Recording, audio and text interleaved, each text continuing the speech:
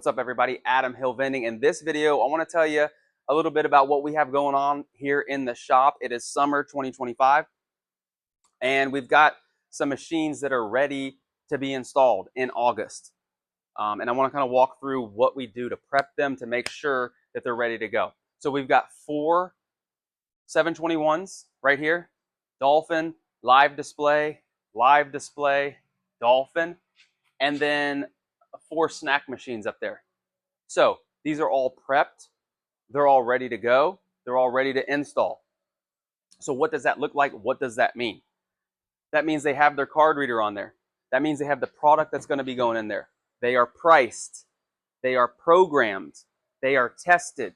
The refrigeration deck has run. We know what key we're putting on. We have them labeled. Guys, this is a masterclass on how to prep your machines before you install them. Take note. We have the coin mechs that are full.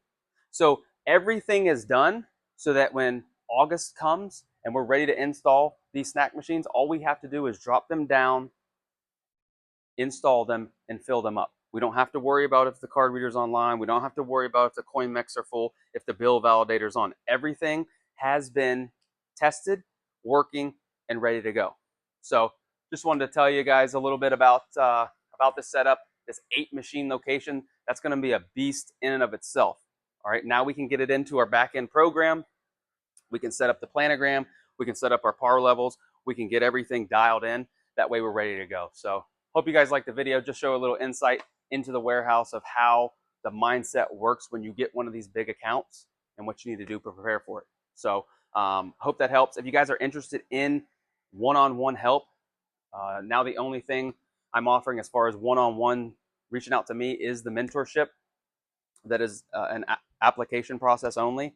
So I'll put the link in the description below if you want to work one-on-one and join that group. The link will be down below. But remember, most importantly, until next time, keep your drinks cold and your snacks fresh.